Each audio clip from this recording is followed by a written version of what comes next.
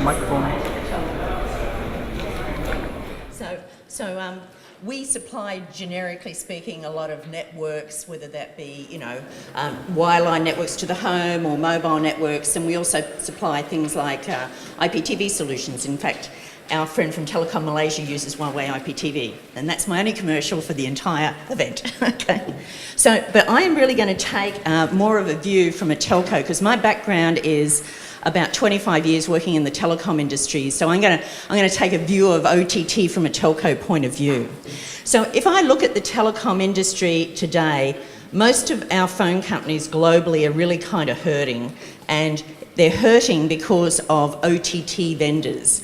And you guys all understand OTT content, but there's other OTT vendors out there like, Skype, who's doing voice, and Facebook, who's doing messaging. So their revenues are eroding. So a lot of focus in phone companies is around how to compete or how to partner with OTT companies. So today I just want to talk a little bit about the entertainment market. So I'm just going to focus on content and OTT. A little bit about the value chain and what we see as the potential value chain. And I'll just close with a few areas of how telcos could participate in this market. So I think everybody understands, obviously, what is pay TV and where we are today, and the fact that some of the phone companies in the market entered into the pay TV era. I think we've had two goes at it in telco land. First, in the early 90s, they started doing VOD, and people like Hong Kong Telecom and over here Singtel started to offer VOD services. And then in the 90s, they started to get into IPTV, and some got into pay TV a little bit, okay? And so we're all here today. A lot of the telcos have invested money in networks, and so have obviously satellite companies and cable operators and things like that. But I believe, today's kind of content viewing is really sort of a push model where the guys who own the content, package together content pack bundles, and fundamentally the consumers have minimal amount of choice as to what they want to view. So I think, truthfully, from an end user point of view, we're seeing a lot of end users saying OTT is attractive because I can go and pick what I want to see, when I want to see it, and where I want to see it. And so, of course, we're getting into the OTT world, and so now we're starting to see not just phone companies like Telecom Indonesia and Telecom Malaysia, who are mainly wireline operators, but we're seeing a lot of mobile operators talking about what's their role going to be. And as we look at OTT, of course, it's going to evolve and change eventually, and it's not just about delivering content, it's about delivering content to any device, anywhere, at any time, so I can watch what I want, when I want, whether it's a tablet, a mobile phone, a PC, a set-top box, whatever it be. And it's really about personalisation, and it's really around also adding value to that service. So being able to link things like my Facebook or my social networking with the content that I'm viewing at the time. So it's a little bit more than TV, right? But the biggest challenge that operators are really concerned about in all of this OTT, particularly content market, is that a lot of the industry that I work in, the networking industry, is predicting that by about 2020, 75% of the global traffic of IP will be video.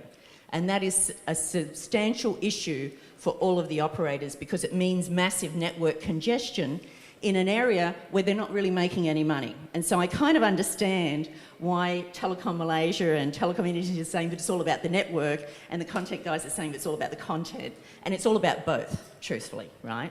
So this is just an example of, I think it's the US market. Oh no, it's not the US market. It's an example of where things are going to get to in 2014, which sort of says about 40% of the traffic of IP across the globe is about 40% today. Where it will end up, we don't know, but it's definitely going to be up around the 60-70% mark.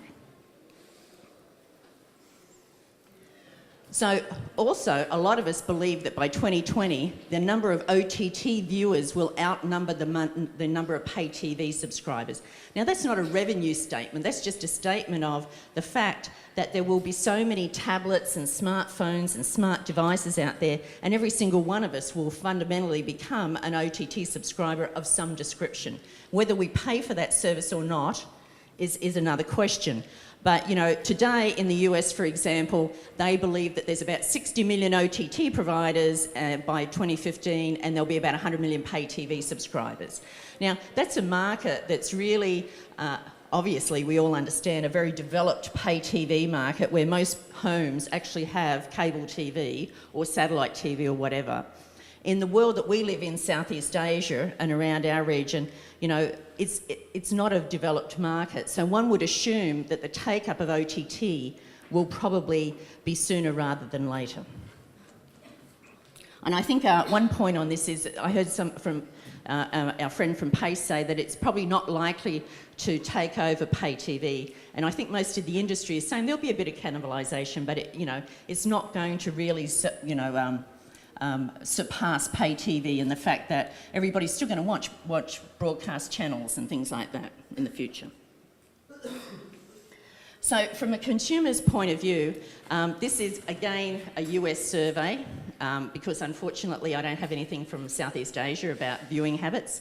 But fundamentally what it's saying is that, you know, people are still watching TV at home and they're watching a lot of hours of TV. However, they're going to start to watch, or they are starting to watch TV and video in other ways, and it's starting to grow. And it probably won't surpass regular home TV for many, many years to come, but it will become substantial. And I think this was a debate that was happening before. I come from a telco land, so I'd say it's driven a little bit by the fact that we are now seeing rollout of massive broadband networks across the world, and in our region, the gentleman from Telecom Indonesia indicated that, and he is rolling out massive fibre networks to everybody's home. And we are starting to see technologies like new mobile technologies like LTE come into the fore. And LTE, which is the next generation mobile, there's LTE 1, 2, 3, 4. LTE eventually will be able to carry 100 megabits, which says that it really won't matter eventually whether we distribute content across mobile or across wireline, and that's why we think this uptake will occur. Of course, it's to do with the growth of devices like set-top box and PCs and smart devices and things like that.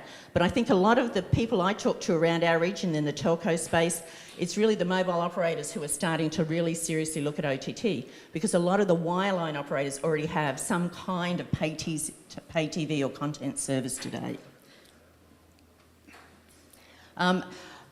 Clearly, from a consumer's point of view, you would want to, if you were looking at that market, you'd want to look at demographics and decide, well, which is my target market, and therefore what kind of content would I actually want to partner with a content owner for. And this is just saying that in the States, the market for video over the internet to a PC is really, the major market is 18 to 34, whereas the mobile at the moment is 12 to 24.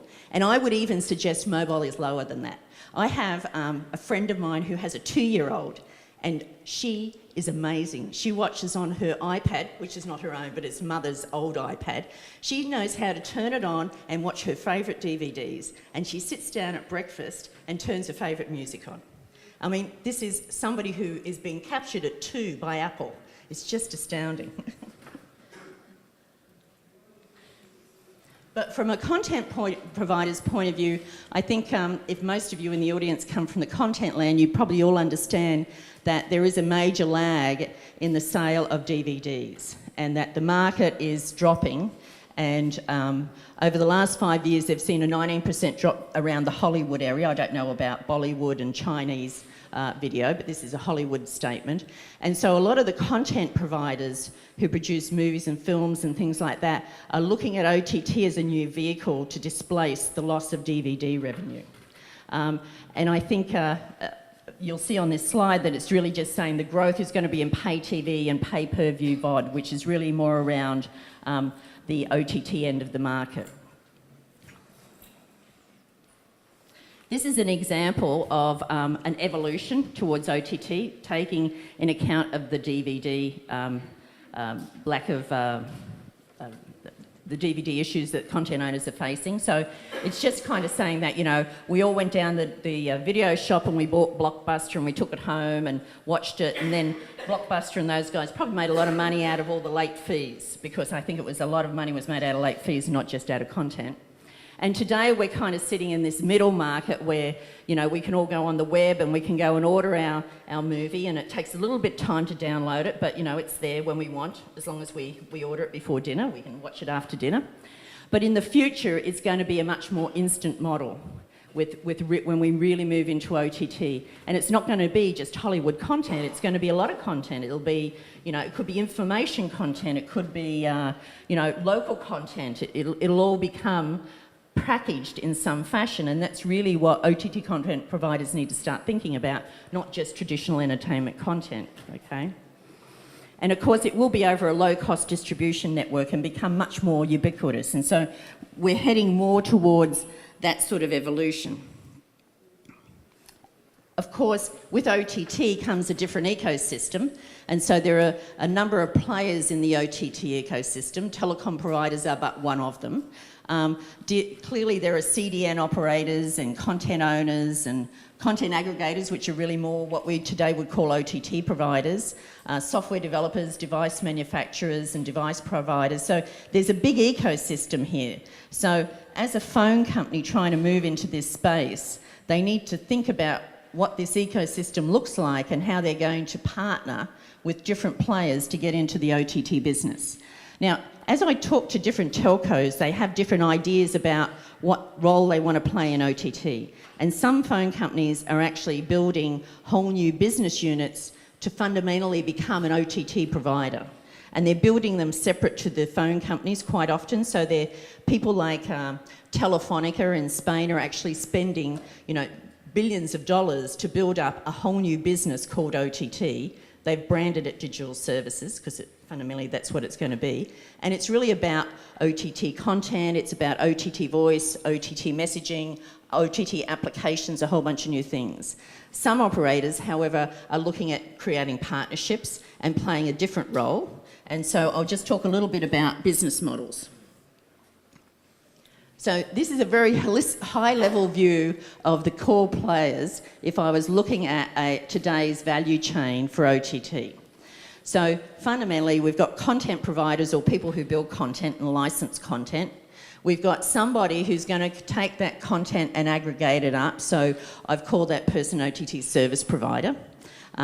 We've got, which would be somebody like Netflix and people like that. We've got potentially a CDN provider, which would be a person who would help distribute that content across the network.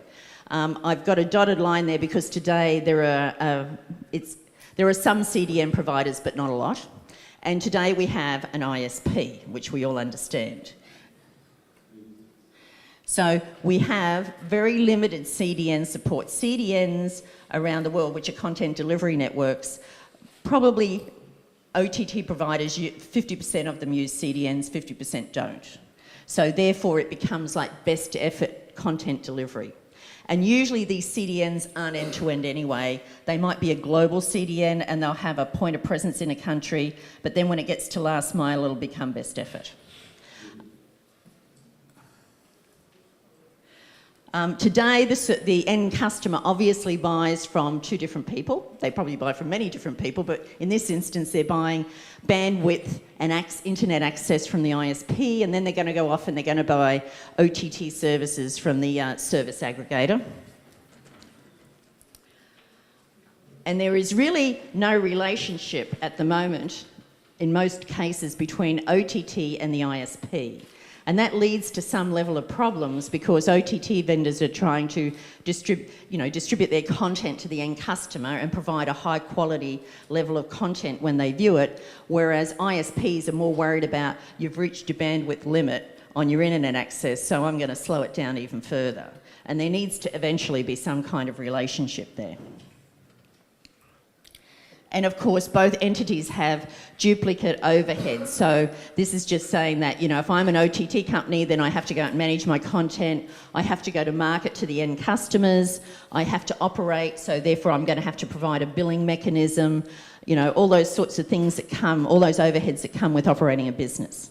And then, of course, the ISP has to do the same sort of thing.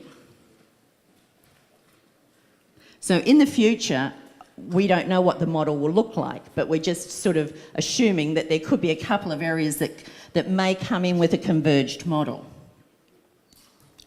So one would assume that in the future there will become more like end-to-end content delivery networks. And if there isn't end-to-end content delivery networks, eventually because of the volume of IP video traffic, the quality of viewing this content is going to be so poor that consumers won't want to do it. You know, so we're going to have to see a marriage between OTT service providers and somebody locally who's going to actually build a content delivery network out to either the home or through mobile to, you know, to your tablet or whatever. We think that ISPs, which are there today, will end up becoming more like service aggregators. And so not necessarily the guys who actually own the content or produce content like Telecom Malaysia, but this is more like a function that would say, right, there's multiple OTT content providers out there. I will, you know, guarantee delivery of my bandwidth to the end customer, and I might also aggregate some other services up and make a better experience. You know, things like messaging, things like that, that OTT content providers don't do today.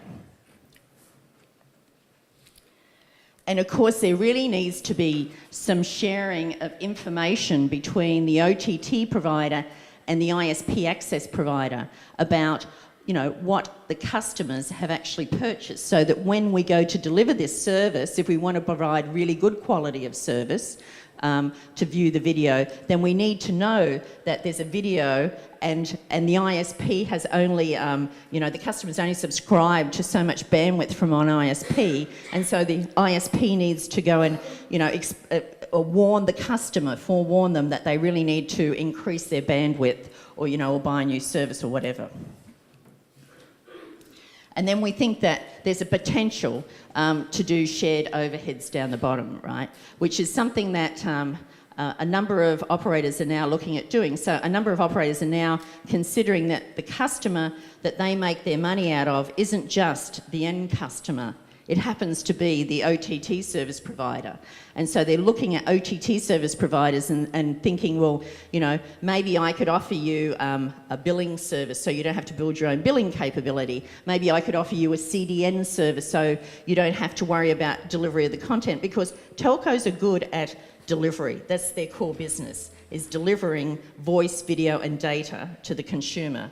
Core business is usually not being media companies, but some telcos have become media companies. So business models is probably a hard thing to talk about, because I think because OTT is so unknown, most people today who own content haven't really understood the value of content in relation to OTT. So there's no real sort of pricing model that has been fixed around this. So what tends to happen is that usually, you know, you will see some content providers dealing in different ways with different geographies or different markets. So pricing is not constant at the moment. However, you know, these are examples of some different models that some of the current OTT providers are using, and sometimes licensing fees for content is obviously in relation to these business models. So it could be things like a la carte. A lot of it's you know, going to be a la carte, some subscription, some advertising, the normal things that we would think about. But I suspect these models will change over time.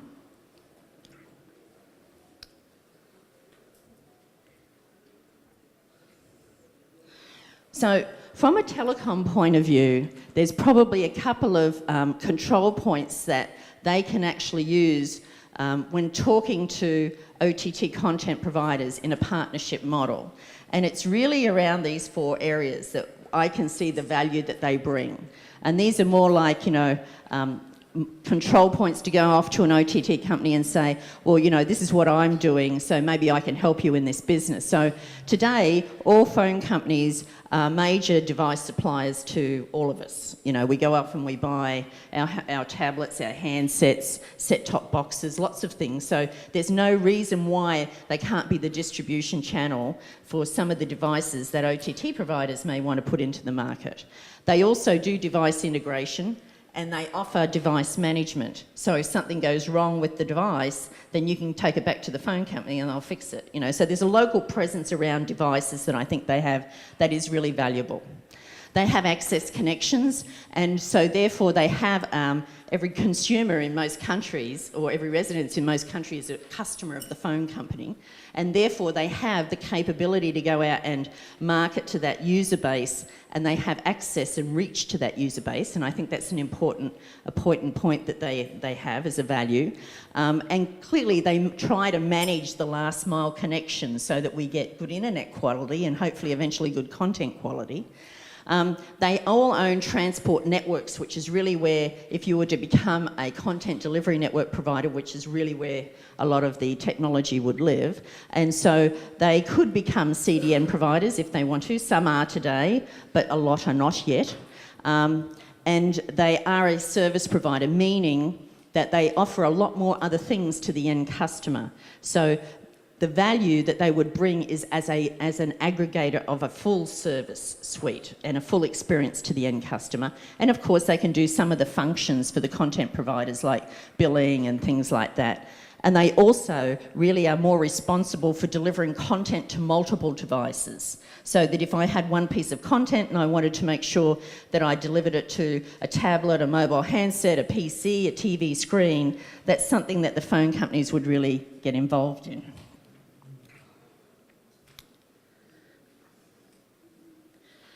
So what would phone companies need to think about when entering the OTT business? Because a lot of our phone companies around our region are only just starting to think about this. And it really starts with trying to decide, these are obvious things, your strategic objectives, why are you doing this? Is it because you're trying to stop churn? Is it because you want new sources of revenue? Is it because you want to own the customer's wallet? And there are different reasons that you would get into this business, and I believe that they should start by thinking about what is the end objective that they're trying to achieve.